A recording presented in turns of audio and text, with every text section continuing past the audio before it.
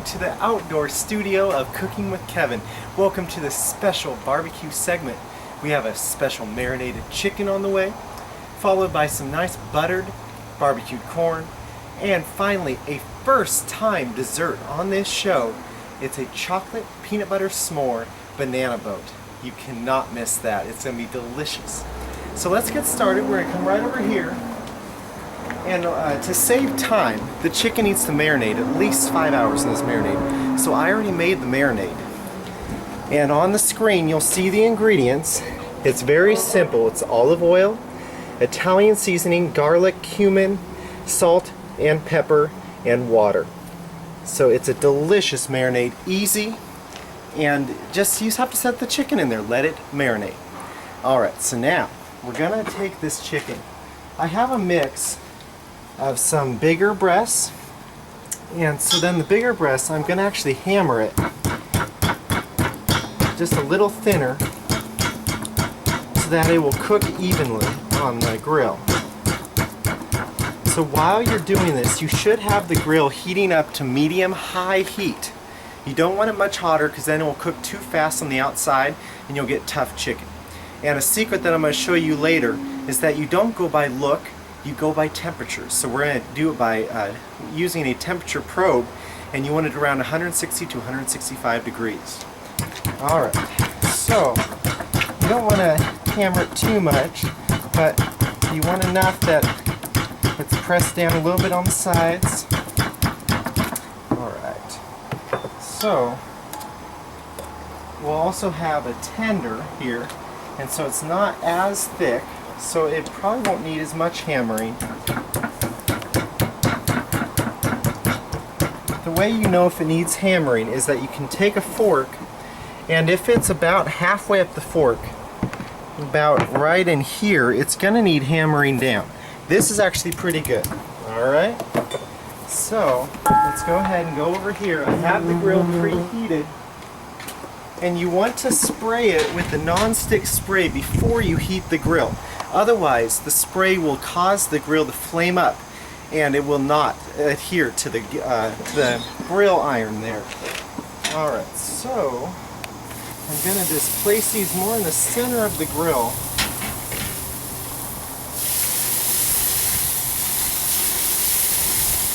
Make sure that it's not falling off there. There we go. So now we're going to let that cook for about 10 minutes each side. But like I said, I'm going to be using a temperature probe like this, and I'll be looking for it to be around in the 160 to 165 degree range. Alright, so once you're done marinating the chicken, don't throw this marinade away. Keep it. We're going to throw a little bit of cooking sherry in it in the end, and rub that on as an added flavor at the end, right before the chicken's done. Alright, so now let's look at the corn here. So, what we're going to do is that this is local corn. So it's going to be naturally sweet. And as always, I got it from Roth's Fresh Markets. And I'm going to just take these and I'm going to rub butter on them just to, enhance the flavor. Okay? This has been softened to room temperature.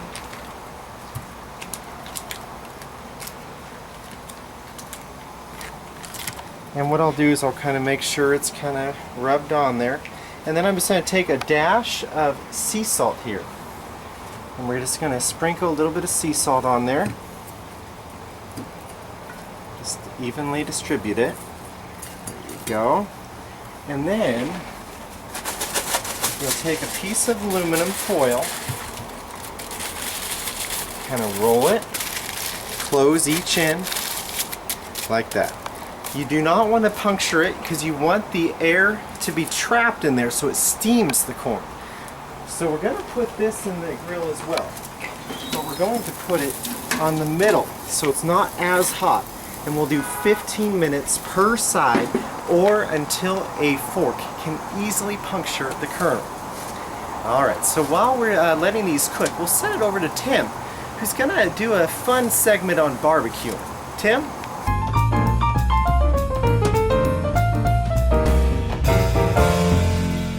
Hey everyone, everyone, welcome back to In the Know with Tim. Today I'm just going to share a little bit about my personal history with barbecuing and just going to cook a great old hot dog that I have on the barbecue and all cooking ready to go, and just tidbits about why I love to barbecue in the summertime and just to get together with a good family and bond over a good barbecue meal. Alright, so barbecuing has always been one of my favorite things to always do.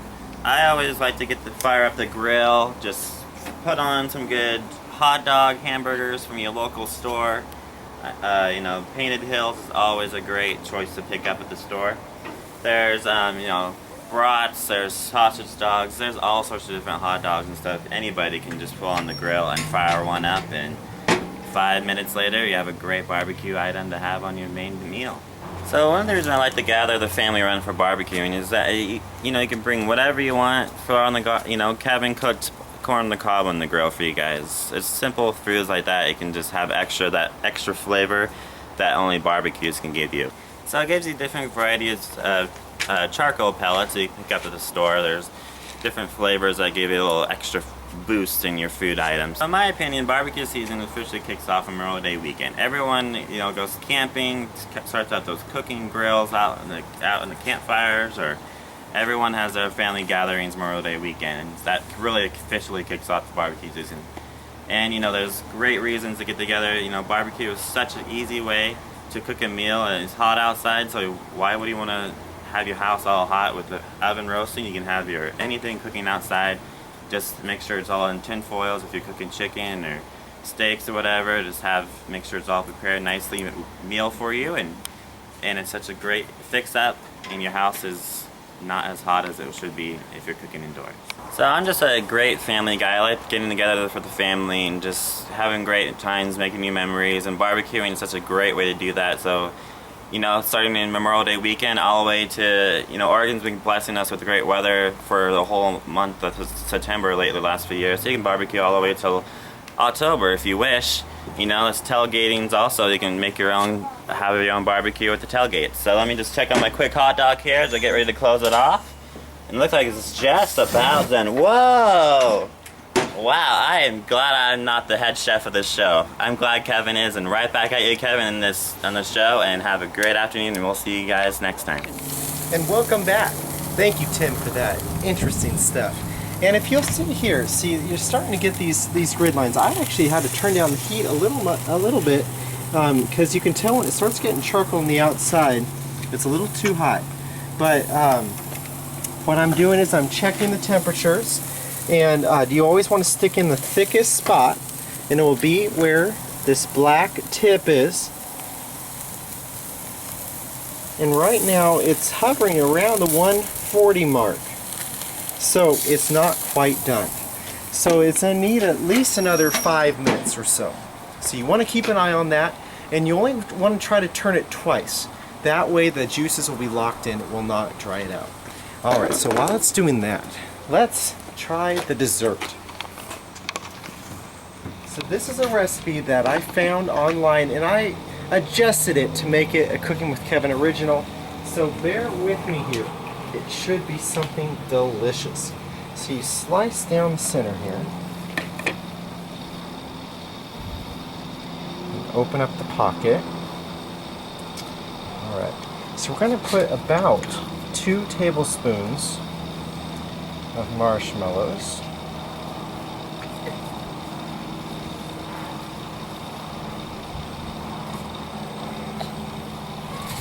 The same amount of chocolate chips. And some peanut butter chips.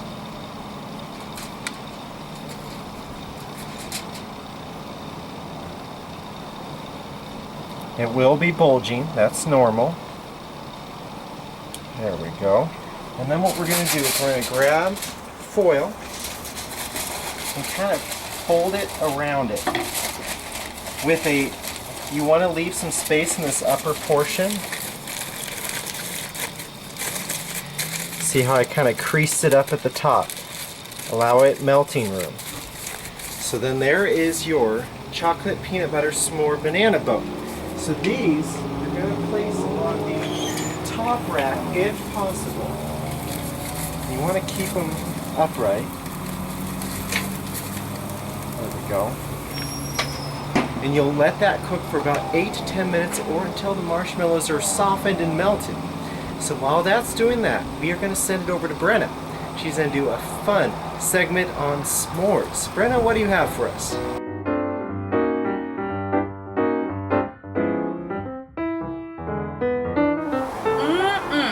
S'mores, a contraction that means some more. Like, give me some more of that crazy confection of sweetness. The s'more was originally coined by the Girl Scouts in their handbook in 1927. But I think Clarence Nelms said it best in 1968. The s'more is when you take a piece of milk chocolate and put it on a graham cracker. Then you toast a marshmallow and put it on top of the piece of chocolate and place another graham cracker on top of the marshmallow. Squeeze it and you will want some more. All right, Clarence, let's take your advice. I've got my perfectly toasted marshmallows, nice and golden brown. We've got some milk chocolate. Put it on the graham cracker, slide them off, and squeeze. And if you love s'mores as much as I do, you will definitely celebrate them on National S'more Day, August 10th. Enjoy, and don't forget, best with campfires. And welcome back. So now, the chicken is done. But what we're going to do now is I've added about 1.5 tablespoons of cooking sherry to the marinade, and we're going to baste it further. This will add an extra punch and some flavor to the chicken and help it stay moist. Then immediately after it's basted, flip it to the other side and baste the other side. Then you'll close the top and allow it to heat for another minute or two, just to kill any bacteria that was in the marinade from the raw chicken. And now we'll send it one last time over to Julie, who has some helpful tips that will make the preparation of the meal that much more enjoyable. Julie, what do you have for us?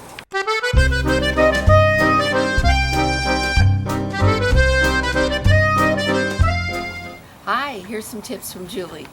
Barbecuing is fun, but what isn't fun is cleaning the grill afterwards. The school of thought usually is, one, you can just turn up the temperature and hopefully magically everything will burn off. That's not going to happen. It will help. And the other thing is just to use good old elbow grease to scrape it off.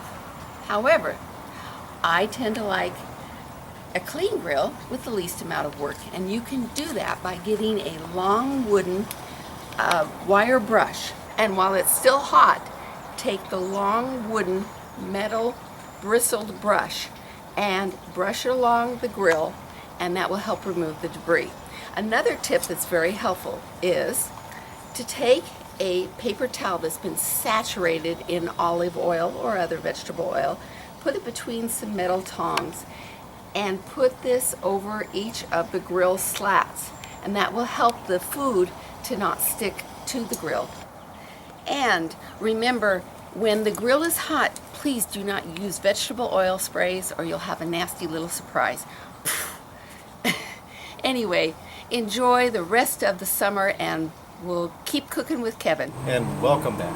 So now the chicken is done. So what we're going to do is we're going to serve it up here.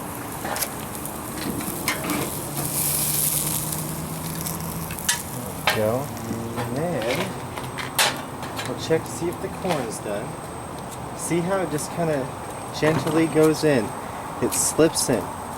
That's good. That means that is done. Finally, let's check out the dessert up here. Let's bring it over here.